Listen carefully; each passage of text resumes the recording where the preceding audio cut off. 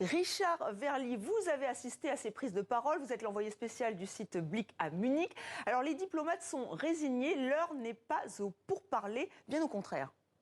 Effectivement, tout le monde le dit ici. Vous imaginez que c'est quand même la déception parce qu'à Munich, il y a évidemment beaucoup de dirigeants militaires, mais il y a aussi beaucoup d'ambassadeurs, beaucoup de ministres des Affaires étrangères. Tout le monde aurait aimé parler de paix en ce premier anniversaire de la guerre, puisque ce sera le 24 février. Eh bien non, la plupart des interlocuteurs reconnaissent que ce n'est plus la peine. Pour l'instant, Vladimir Poutine est enfermé dans sa vision impériale. C'est exactement ce qu'a reconnu Emmanuel Macron, qui, vous l'avez remarqué, ne téléphone plus à Vladimir Poutine. Et ici, il a vraiment fait comprendre qu'il faut attendre et que cette attente, elle sera difficile.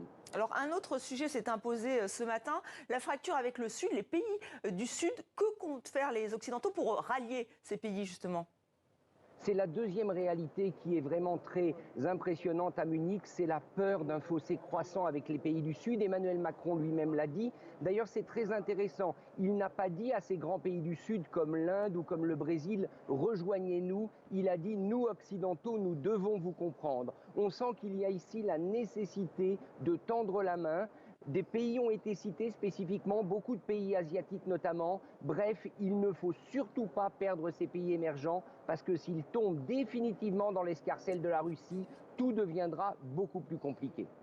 Richard Verly, en direct de Munich, où se tient donc cette conférence sur la sécurité. Ce sera tout le week-end. Est-ce qu'il y a un autre temps fort à suivre selon vous ?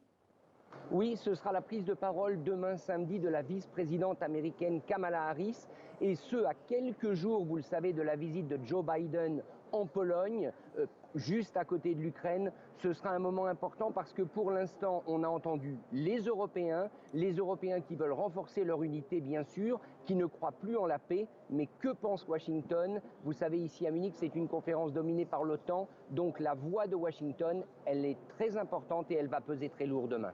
Merci Richard Verly, donc en direct de Munich.